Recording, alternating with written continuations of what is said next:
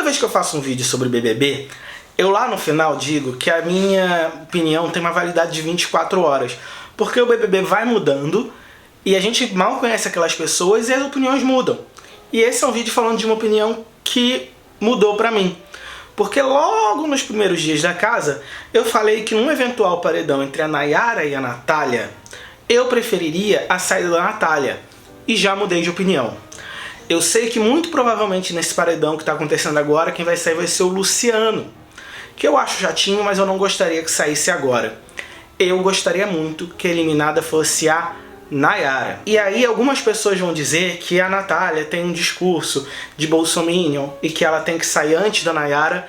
E nesse vídeo eu quero falar sobre algumas contradições que a Nayara fala e sobre como elas dizem muito sobre como a militância não chega em todos os lugares e o que acontece quando outros discursos chegam antes da militância chegar. Olá, meu nome é Renan Wilbert, seja muito bem-vindo ao meu canal. Como é que vocês estão? Espero que vocês estejam bem. Estou com cama montada, finalmente, aqui no meu quarto novo. Em breve faço um vídeo mostrando melhor ele pra vocês. E aí eu quero falar sobre Big Brother. Antes de falar sobre Big Brother, se você é novo, nova por aqui, não deixe de se inscrever, é só apertar nesse botãozinho vermelho aqui embaixo. Instantaneamente você já faz parte da nossa comunidade.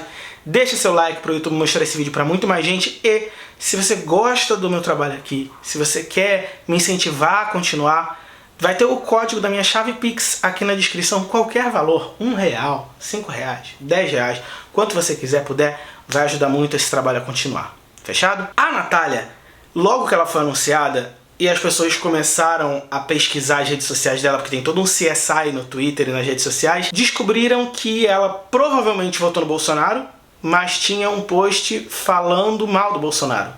E ela fez um post falando mal do Dia da Consciência Negra, que ela acha que deveria ser consciência humana, que é um discurso batidíssimo que a gente vê muito por aí. Também teve falas dela, antes dela entrar, falando sobre o empoderamento, tanto do cabelo, tanto da vitiligo que ela tem. Dentro da casa, logo no primeiro dia, ela teve uma fala extremamente infeliz, que não tem como a gente relevar, sobre escravidão. E foram passando os dias, ela teve outras falas. Por exemplo, teve um momento que o Eliezer fez uma pergunta se determinada fala seria transfóbica. E a Natália falou, sim, seria bastante escroto, não fale isso nunca, corrigindo ele. E enquanto a Maria tem um discurso um pouco mais voltado para a militância, de alguém que teve uma educação dessa forma, mais militante, que aprendeu disso, e até a Jade teve, a Natália não teve. Mas a gente vê que determinadas falas dela mostram que, apesar dela não ter a teoria que a militância fala, os debates que a militância prega, ela tem determinadas vivências que se aplicam muito ao que se fala na militância. Por exemplo, ela falou, já numa conversa, que depois até a Nayara citou numa conversa com Douglas, que ela prefere se relacionar com homens pretos, porque em relacionamento com homens brancos ela sente muito racismo. Ela já teve uma série de falas que mostram que ela entende que, enquanto mulher preta, ela tem alguns privilégios que são negados a ela. E é basicamente isso que a militância fala, entender que por você ser mulher e não ser homem, você tem privilégios negados. Por você ser preto ou preta e não branco ou branca, você tem privilégios negados. Por você ser LGBT e não cis hétero, você tem privilégios negados. E isso a Nath entende. Não estou passando pano pelas coisas que ela falaram, que são erradas. Só que os lugares aonde a militância não chega, outros discursos chegam.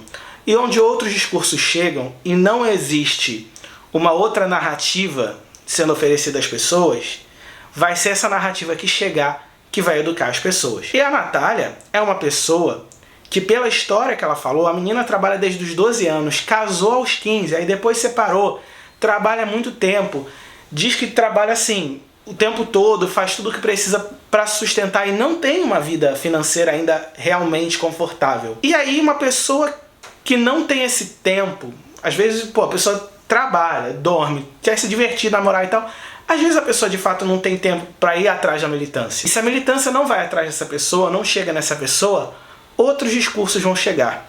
Discursos mais fáceis, discursos mais hegemônicos, e aí acontecem algumas aberrações, como o caso de uma mulher preta falando que um dia da consciência negra não é necessário. As falas da Natália, as falas infelizes da Natália são extremamente infelizes e acho que devem ser apontadas sim. Mas eu acredito que a gente tem que entender como é que uma mulher preta, que tem também um discurso sobre empoderamento, que não baixa a cabeça, que entende determinadas coisas, como é que esse discurso não chegou e o que a gente precisa mudar enquanto militância para esse discurso chegar.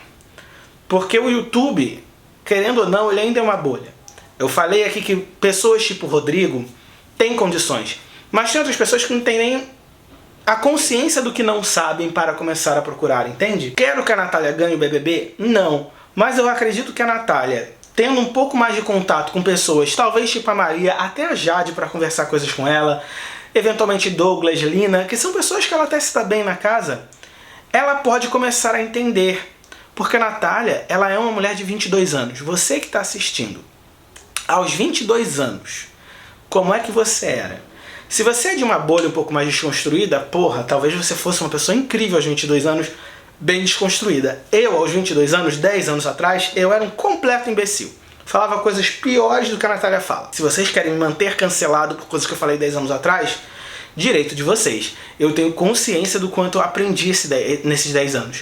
E eu tenho consciência do tanto que eu aprendi esses 10 anos pelos privilégios também que eu tenho de ter tido uma boa educação, tanto educação formal, assim, de escola, faculdade, quanto também uma educação de conversar com pessoas militantes. Pelos lugares que eu frequentei, pelos lugares onde eu estudei, eu conheci pessoas, pela internet, porque eu há muitos anos já tenho acesso à internet de banda larga. Então, se eu não tivesse esses acessos, se eu fosse uma pessoa com menos acessos, talvez eu não tivesse nem começado a me desconstruir. Eu tivesse começado, não teria desconstruído tanto. A Natália vive num mundo muito mais conectado do que eu vivia quando eu tinha 22 anos. Então acredito que a chance dela, somada às vivências dela, que são totalmente diferentes das que eu tinha aos 22 anos, uma história de vida totalmente diferente da minha, acredito que ela tem sim todas as condições para entender as besteiras que ela falou e eventualmente entender a questão. Ela não precisa seguir uma cartilha de militância.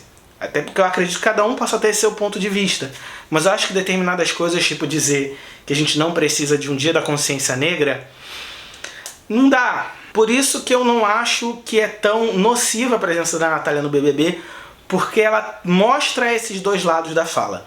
Enquanto a Nayara Azevedo é cada vez mais decepção, ao mesmo tempo que é cada vez menos entretenimento. A Nayara Azevedo foi entretenimento no primeiro e segundo dia. De lá pra cá é só constrangedor assistir, é só triste, ela falando umas coisas num jogo meio besta. Por isso eu acredito que quem deve ser eliminada do BBB, a primeira eliminada do BBB, é a Nayara Azevedo e não a Natália. E nem o Luciano. E, gente, assim, a gente pode aqui, rapidinho falando sobre o Luciano, falar sobre problemas da pornografia. Mas se você for cancelar todo mundo que vê pornografia, você não vai cancelar só quem tem like, né? Que pelo menos todos os homens daquela casa viram e talvez ainda vejam pornografia, e pelo menos metade das mulheres. Então você imagina aí quem são as 5 pessoas e não cancela ela. E dizer que ela é viciada em pornografia porque tem os likes ali, eu acho muito dizer que a pessoa que está sentada no botequim da sua casa é alcoólatra. Você não tem como definir que uma pessoa é viciada em pornografia baseado apenas em quantidade de likes, que não é nem um like atrás do outro. Eu acho que é uma grande viagem do Twitter. Dá pra gente conversar sobre problemas de pornografia? Dá.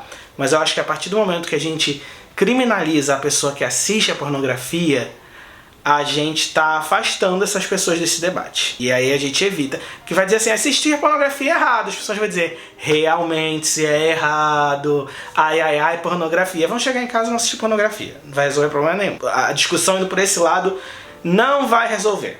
Vocês podem me xingar, dizer que eu defendo, mas não vai resolver, você sabe que não vai resolver. Sabe?